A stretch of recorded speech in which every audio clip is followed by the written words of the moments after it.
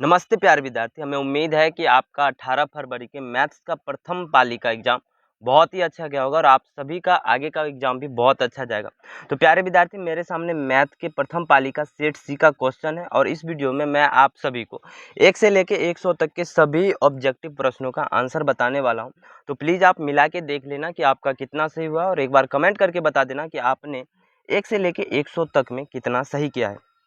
ठीक है, तो बढ़ते हैं हम अपने पहले प्रश्न की ओर। यदि आपके मन में कोई प्रश्न हो, कोई दिक्कत हो तो कमेंट में पूछ सकते हैं। पहला प्रश्न आपसे पूछा गया था कि यदि sine plus sine square theta बराबर 1 तो cos square theta plus cos पर पावर 4 थीटा का मान क्या होगा। तो इसका सही आंसर हो जाएगा बी यानी कि 1। देखिए, मैं आपको सॉल्व करके डायरेक्ट आंसर बता रहा हूँ। यदि सॉल्व करेंगे तो 100 क्वेश्चन में यदि 1-1 मिनट मैंने लगाया तो 100 मिनट लग सकता है, यानी कि 1.5 घंटा का टाइम लग सकता है। ठीक है, तो मैं आपको डायरेक्ट एक बार में क्वेश्चन बोलूँगा और आंसर बोलते जाऊँगा, आप मिला लेना। ठीक है, दूसरा प्रश्न था कि 1 प्लस टेन स्क्वायर ए बट्टा 1 प्लस कॉट स्क्वायर ए बराबर क्या होगा। तो ये हो जाएगा टेन स्क्वायर बट्टा ए। ठीक, तीसरा प्रश्न था कि tan theta plus cot theta बराबर 5 तो tan square theta plus cot square theta बराबर क्या होगा। तो ये आपका हो जाएगा 3 का ए यानी कि 23। 5 25 और माइनस करते हैं 2 तो 5 25 माइनस 2 बराबर हो जाएगा 23 के। चौथा प्रश्न कहता है कि समकोण त्रिभुज में कर्ण के मध्य बिंदु को केंद्र मानकर एक वृत्त खींचा जाए तो केंद्र कहलाता है। तो केंद्र क्या कहलाता है? तो परिकेंद्र कहलाता है। वह केंद्र क्या कहलाता है? तो वह केंद्र परिकेंद्र कहलाता है। पांचवा प्रश्न है कि 15 मीटर लंबी एक सीढ़ी ऊर्ध्वाधर दीवार के सहारे टिकी है तो दीवार के साथ 60 डिग्री का कोण बनाती है तो दीवार की ऊंचाई ज्ञात करें। यह भी बहुत आसान सवाल था आपका। तो ये हो जाएगा 15 का ये 15 बट्टा 5 का ये 15 बट्टा 2 मीटर। ठीक है, मिला लीजिएगा आप सभी। 6 नंबर प्रश्न, किसी त्रिभुज की भुजाओं की लंबाइयां क्रमशः 13 और 14 सेंटीमीटर 15 सेंटीमीटर है तो उसका क्षेत्रफल क्या होगा। ये भी बहुत आसान सवाल था, बहुत बच्चे बना लेंगे। तो ये हो जाएगा 84 सेंटीमीटर स्क्वायर। सातवां प्रश्न कहता है किसी कमरे की चारों दीवारों का क्षेत्रफल जिसकी लंबाई चौड़ाई और ऊंचाई LVH है तो इसका क्या होगा। यानी कि आपको एक कमरा दे दिया कि जिसका लंबाई चौड़ाई LVH है, ऊंचाई है, और अब उसका क्या निकालना है आपको, दीवारों का क्षेत्रफल। तो ये क्या हो जाएगा, तो ये हो जाएगा 2 इंटू LB प्लस BH। 2 का C, 2 नहीं था, 7 नंबर प्रश्न है, 7 का C। अगला प्रश्न 8 नंबर प्रश्न है कि समद्विबाहु त्रिभुज की बराबर भुजाओं में प्रत्येक की लंबाई 13 सेंटीमीटर है तथा आधार 24 सेंटीमीटर हो तो इसका क्षेत्रफल क्या होगा।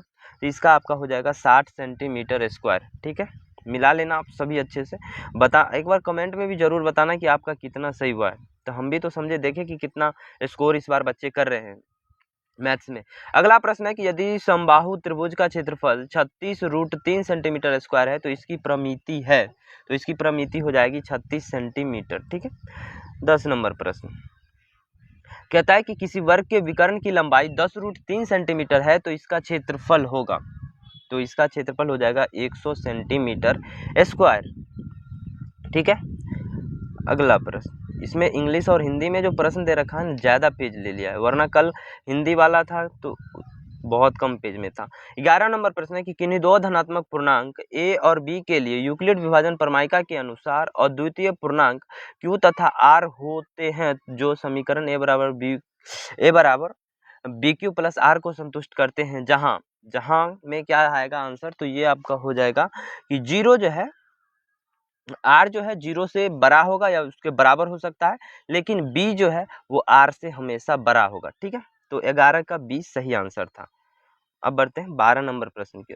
12 नंबर प्रश्न कहता है कि यूक्लिड विभाजन एल्गोरिथम के अनुसार 867 और 255 का मौसो क्या होगा या मौसो है। तो ये आपका हो जाएगा 51। 13 नंबर प्रश्न आप देखेंगे, 13 नंबर प्रश्न है कि 74 29 के अभाज्य गुणनखंडों का गुणनफल हो जाएगा। तो ये 13 का ए हो जाएगा अभाज्य गुणनखंडन 17 गुने 19 गुने 23। ठीक है, अगला प्रश्न 14 नंबर प्रश्न है, अच्छे से देखेंगे कि यदि दो संख्याओं a तथा b का लॉसो तथा मौसो c और d हो तो क्या इसमें संबंध होगा? देखो दो संख्या है तो लॉसो और मौसो ए बी है, तो ए बी बराबर हो जाएगा सी डी के, किस में है? तो 14 का सी सही आंसर है। ए बी बराबर होगा सी इंटू डी के। 15 नंबर प्रश्न है कि निम्नांकित में से कौन सी संख्या परिमेय संख्या है? तो ये √4 बराबर हो जाएगा 2 के, तो ये एक परिमेय संख्या है। ठीक है। 16 नंबर प्रश्न कहता है कि वैसी संख्या जिसका व्यापक रूप p/q होता है, जहाँ p और q पूर्णांक नहीं हो, p और q पूर्णांक है तथा q शून्य नहीं है, तो क्या कहलाता है? तो वो ऐसी संख्या परिमेय संख्या कहलाता है, या फिर इंग्लिश वाले के लिए रेशनल नंबर बोलते हैं। क्या बोलते हैं? Rational number. 17 नंबर प्रश्न कहता है वैसी संख्या जिसका दशमलव प्रसार न तो शांत हो और न ही अनावृत्ति, क्या कहलाता है? तो वह संख्या अपरिमेय संख्या कहलाता है, या फिर इरेशनल नंबर कहलाता है। 17 का ए। ठीक है। 18 नंबर प्रश्न है कि 3 - 2√5 का होल स्क्वायर क्या होगा? तो ये हो जाएगा 29 - 12√5। क्या होगा? 29 - 12√5। आप हल करके देख लेना, या फिर मैं जो बता रहा हूँ उस पर विश्वास कर लो।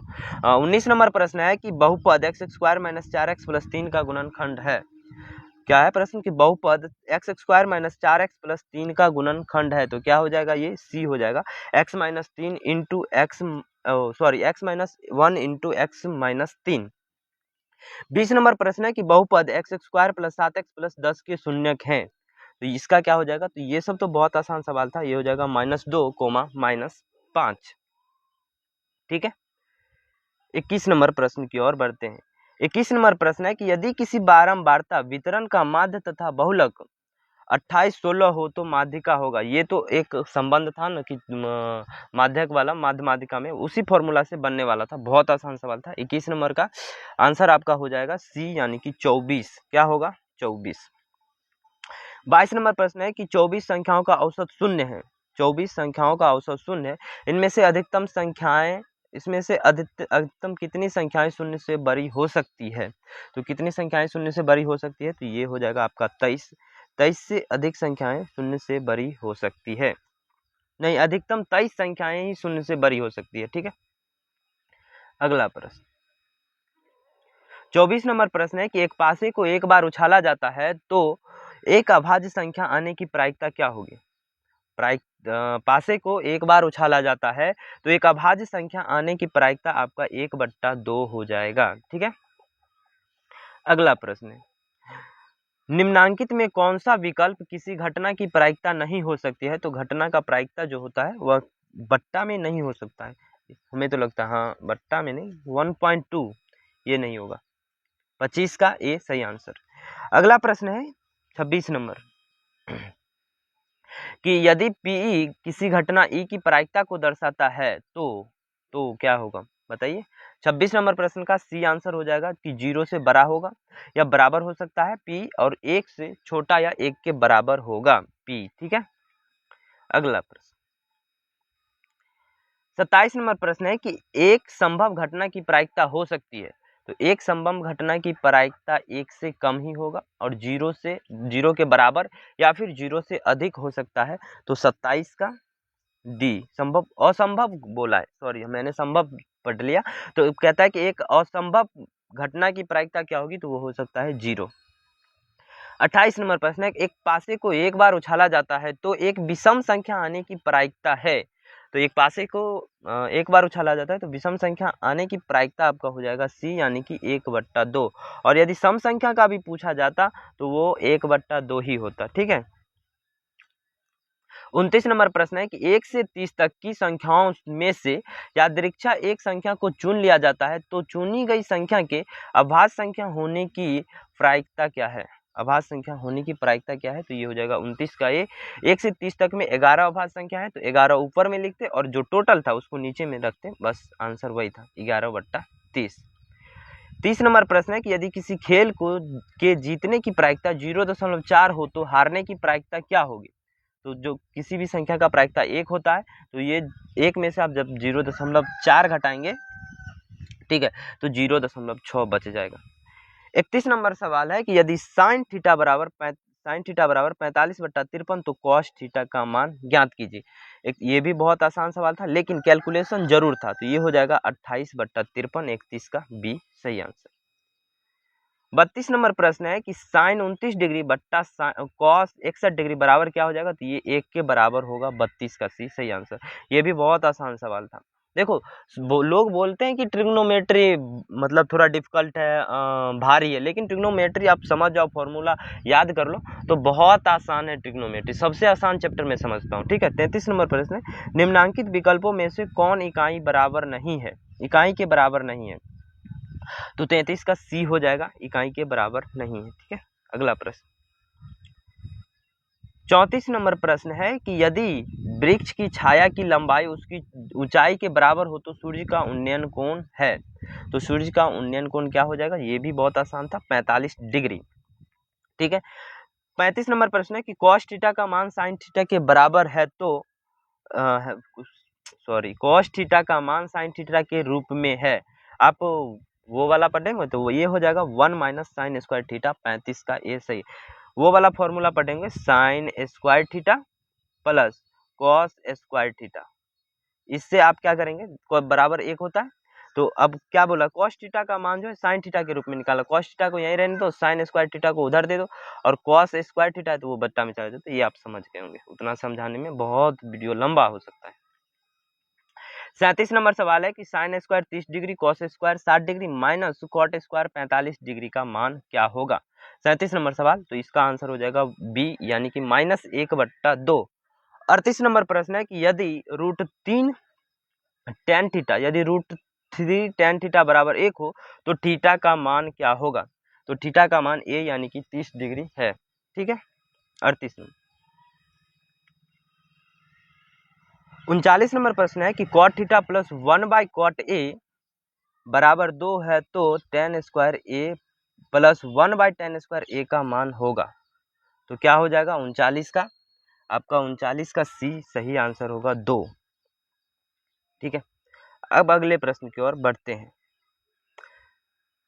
40 नंबर प्रश्न है कि साइन पर पावर 4 माइनस कॉस पे पावर 4 का वैल्यू क्या होगा। 40 नंबर प्रश्न, तो ये हो जाएगा A cos square theta minus sine square theta. 41 नंबर प्रश्न है कि बहुपद 6x square minus 7x minus 3 के शून्यकों का योगफल क्या होगा। तो शून्यकों का योगफल आपको पता है कि अल्फा प्लस बीटा बराबर होता है -b/a के, तो b का मान यहाँ पे -7 है, तो -7 से फिर -7 लेंगे तो ये हो जाएगा 7/6, किसमें है 41 का बी आपका सही आंसर होगा। 42 नंबर प्रश्न है कि बहुपद 2x square plus 3x plus 1 के शून्यकों का गुणनफल है, तो क्या हो जाएगा डी यानी कि 1/2। 43 नंबर प्रश्न, शून्यकों -3 तथा 2 वाला बहुपद कौन है, तो ये हो जाएगा आपका बी, 43 का बी सही आंसर है, x square plus x minus 6, ठीक है। 44 नंबर प्रश्न की रैखिक समीकरण युग्म, ये कैसे लिखा, हाँ, कि आलेखीय निरूपण है, तो कैसा है इसका आलेखीय निरूपण। 44 नंबर प्रश्न, तो इसका आपका हो जाएगा ए यानी कि प्रतिच्छेदी रेखा होगा। 45 नंबर प्रश्न है कि रैखिक समीकरण युग्म डैश डैश यदि बराबर है तो इनके हल होंगे। ए बट्टा बी बराबर है b1/b2 के बराबर है c1/c2 के, तो इनके हल होंगे। कैसा हल होगा, ये भी आप लोग पढ़े होंगे, तो ये हो जाएगा अनंत और बहुतरे हल होंगे, यानी कि अनंत हल होंगे। 46 नंबर प्रश्न 46, रैखिक समीकरण युग्म के आलेखीय यदि समांतर रेखाएं हैं तो समांतर रेखा होती है तो कैसा बनता है, a1/a2 किसके बराबर होता है, तो ये हो जाएगा c a1/a2 बराबर हो जाएगा b1/b2 के, लेकिन b1/b2 बराबर नहीं होगा c1/c2 के, यानी कि 46 का c आपका सही आंसर है। 47 नंबर प्रश्न है कि यदि दो संख्याओं का योगफल तथा अंतर क्रमशः 14, 4 है तो उनके गुणनफल ज्ञात कीजिए। ये भी बहुत आसान सवाल था, 47 का ए यानी कि 45 हो जाएगा। 48 नंबर प्रश्न की ओर बढ़ते हैं कि यदि शांत जल में नाव की चाल 8 किलोमीटर प्रति घंटा हो तथा धारा की चाल 3 किलोमीटर प्रति घंटा हो तो धारा के प्रतिकूल नाव की आपेक्षिक चाल है। ये सब भी यदि आप पढ़े होंगे तो आप बना ही लिए होंगे, थोड़ा सा कैलकुलेशन था, तो ये हो जाएगा 5 किलोमीटर प्रति घंटा, ठीक है।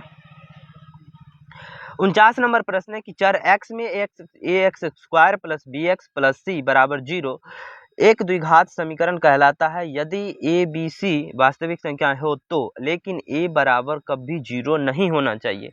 ठीक है, तो ये 49 का ये आपका सही आंसर है।